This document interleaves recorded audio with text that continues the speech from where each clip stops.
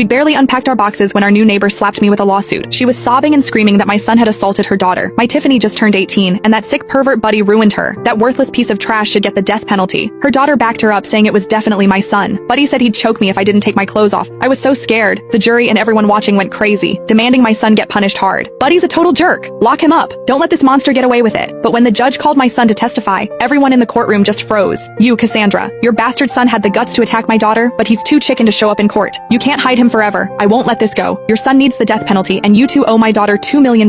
In court, Brenda was glaring at me like she wanted to kill me. Her daughter Tiffany was crying her eyes out, looking totally traumatized. I looked at them both coldly and said the same thing I'd been saying. My son didn't assault Tiffany. He couldn't have. Find whoever actually did this and stop trying to blame my son. I never thought I'd end up facing Brenda and Tiffany in court. The day we moved in, Brenda was so nice. She helped me carry stuff and said we were neighbors now. Told me to come to her if I needed anything. When I mentioned I had a son, her whole face lit up. She introduced me to her daughter Tiffany, saying it must be fate. But that same night, she came pounding on my door with a disheveled Tiffany, saying my son Buddy had assaulted her. I was shocked. I told her my son would never do that, but Brenda wouldn't listen. She was convinced my son did it, and Tiffany was crying, claiming my son dragged her from the hallway to the rooftop and assaulted her. No matter what I said, these two came after my son like hungry wolves. They demanded $1 million settlement and insisted my son marry Tiffany, or they'd call the cops and make sure he rotted in jail. I knew my son couldn't have done this, and the $1 million demand was ridiculous. I flat out refused. I never expected them to actually sue me. When I denied everything, Brenda lost it. Impossible? Cassandra, open your damn eyes and look at Tiffany's injuries. Brenda ripped open Tiffany's jacket, showing horrible bruises all over her body. These bruises, your bastard son did this. My Tiffany is only 18. Tiffany was shaking as she looked at me, tears streaming down her face. Cassandra, Buddy did all this. He even threatened to choke me if I didn't take off my clothes. I was so scared. Brenda hugged Tiffany, and they both started crying right there in court. And I just watched them with zero emotion. The people in the jury box started yelling at me. Shameless! Her own son did something so disgusting, and she's still denying it. She's trash too. The apple doesn't fall far from the tree. Poor Tiffany. So young to go through this. She'll never get over it. Everyone was criticizing me, but I didn't care. I acted like it had nothing to do with me. Tiffany cried even harder. Cassandra, it was clearly Buddy. Why won't you admit it? I'm only 18. How can I face anyone after this? How am I supposed to live? She was crying and hitting her head, and her despair made a lot of people in the room cry too. Brenda was furious, pointing at me. Cassandra, you have a kid too. How can you be so heartless? If your daughter was the victim, would you still be this cold?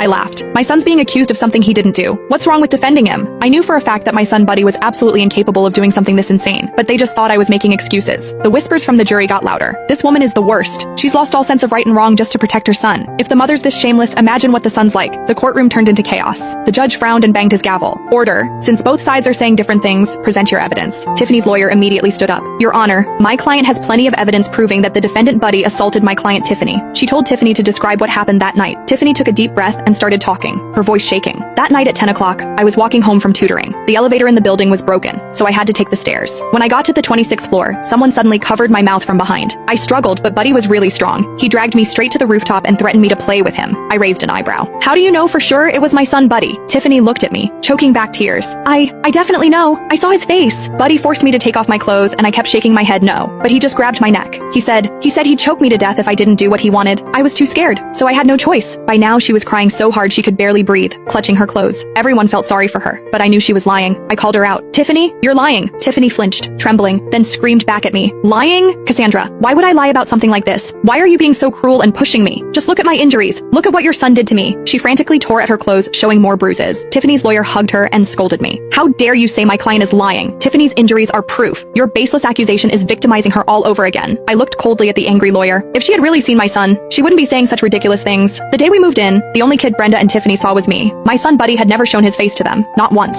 If they'd ever actually seen my son, they would never accuse him of assault. Tiffany's lawyer scoffed. Is your son some kind of celebrity that my client would trash her own reputation just to falsely accuse him? Tiffany added, I really did see Buddy. I saw him coming out of his house when I was going to tutoring. We rode the elevator down together, and he said his name was Buddy and he was the new neighbor. Brenda pointed at me, screaming, Cassandra, don't think you can confuse everyone and get your son off. Tiffany saw your son with her own eyes. She even knows his name. You can't deny it. I watched them play off each other and almost laughed. Tiffany sounded so sure of herself because the hallway and rooftop had no security cameras. They were using those blind spots to make up these lies. I didn't bother arguing anymore. I turned to the judge. Your Honor, the plaintiff's testimony has tons of holes in it. It's not enough to prove my son Buddy did anything. When the judge seemed to agree, Brenda panicked. She jumped up from her chair, pointing at me and shrieking. Holes? You're trying to confuse everyone. Everything my daughter says is true, and her injuries prove it. I smirked. You want to convict my son with just a couple sentences? The law doesn't work like that. Brenda's face turned red, and Tiffany almost fainted from crying. The jury thought I was being unreasonable, and their criticisms got louder. daughter. This woman is infuriating. She's still making excuses. Why wasn't it her kid who got assaulted? The mother's trash. So of course her son's a monster. They kept talking, trying to pressure me, but I stood tall, staring coldly at the jury. I sneered. Everyone, you don't even know the truth yet. Don't let them use you. They didn't know the facts. They were just running their mouths based on their so-called sense of justice. Idiots. My words shut them up for a second, then someone shot back. Used? Your son clearly did something horrible and you're denying it. Exactly. Tiffany's a young girl. Why would she lie about this? Brenda, seeing people on her side, got more confident. She gave me a nasty look with a hint of triumph in her eyes. Cassandra, you kept saying there wasn't enough evidence, right? Well, open your eyes and look. Let's see how you deny this. She looked at her lawyer, who pulled out a document and held it up. This document proves that bodily fluids belonging to the defendant Buddy were found on my client Tiffany. That statement hit the courtroom like a bomb. Everyone stared at that report, including me. Tiffany's lawyer held it up like she'd already won. This report shows that on Ms. Tiffany's intimate clothing and body, DNA highly consistent with the defendant's son Buddy was detected. Ms. Cassandra, the evidence is right here. What do you have to say now? I looked at the lab report without any panic on my face. I hadn't expected Brenda to go this far in fake evidence. I slowly stood up, looking at Brenda, Tiffany, and their lawyer, who thought they'd won. My voice was calm, but strong. That report is fake. I don't believe it. Fake? Tiffany's lawyer laughed like she'd heard the funniest joke ever as she handed copies to the judge and jury. Ms. Cassandra, this report came from the city hospital with an official seal. It's legally valid. You can't just say it's fake. Tiffany looked up at me, her face full of resentment, tears still streaming. Cassandra, you don't accept my testimony. You don't accept the hospital report. How can you be so shameless? Do you want to drive me to suicide? Then she started banging her head against the corner of the table. The awful thudding echoed through the courtroom. Brenda screamed and grabbed her daughter. Tiffany, don't do this. If something happens to you, how will I survive? The judge immediately ordered people to stop her, banging his gavel hard. Plaintiff, control yourself and don't do anything extreme. The law will give you justice. At that, Tiffany slowly calmed down. Brenda hugged her daughter, staring at me with pure hatred. Cassandra, if your son doesn't confess today, I'll die right here in front of you, and I'll haunt you both as a ghost. The jury and audience jumped in, wishing my son would be executed on the spot. I'm so angry. That animal Buddy should get the death penalty. Look at what he's done to them. His DNA matched and they're still denying it. These people are shameless. The mother's protecting her son. She should go to jail with him. Tiffany's lawyer spoke righteously. Ms. Cassandra, the law won't let any criminal go free. Your son Buddy must pay for assaulting my client Tiffany. Everyone waited for the verdict. The judge cleared his throat, ready to ask me one last time. Defendant Ms. Cassandra, regarding the DNA test report the plaintiff provided and Ms. Tiffany's testimony, do you have anything else to say? I met the judge's eyes and spoke clearly. Your Honor, my evidence is my son. I want my son Buddy to testify. The judge banged his gavel, and the courtroom doors slowly opened. Call the defendant Buddy to the stand. Everyone stared at the door. Brenda and Tiffany were watching intensely, ready to tear apart the monster who'd attacked Tiffany. But when my son walked into the courtroom, everyone there was completely stunned.